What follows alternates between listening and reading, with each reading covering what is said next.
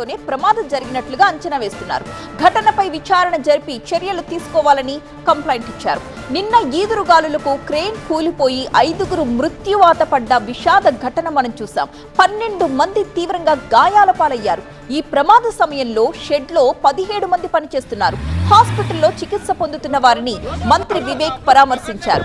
మృతుల కుటుంబాల్లో ఒకరికి శాశ్వత ఉద్యోగం వచ్చేలా చర్యలు తీసుకుంటామని హామీ ఇచ్చారు వివేక్.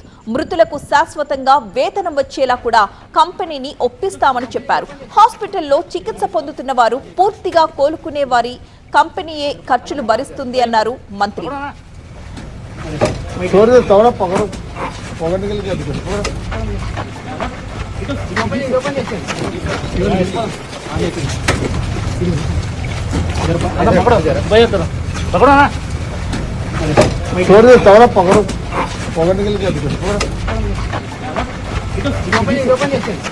బీహార్ కు చెందిన అలీ హుసేన్, నాగేంద్ర సింగ్, సాజీం, ముఖేష్ కుమార్, సోను, రజిబీ మృతి చెందిన వారిలో ఉన్నారు.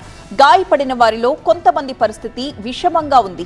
వాతావరణం ఒక్కసారిగా మారిపోయి భారీగా ఈదురు గాలులు వీచాయి. ఆ గాలుల ధాటికి మహాలింగాపురంలో ఉన్న ఎన్సీసీ సిమెంట్ బ్రిక్స్ కంపెనీలో భారీ క్రేన్ కుప్పకూలిపోయింది. కార్మికులంతా విధుల్లో ఉండగా గాలుల ధాటికి కంపెనీలోని భారీ క్రేన్ ఒక్కసారిగా నియంత్రణ కోల్పోయి అది కార్మికులపై పడిపోయింది.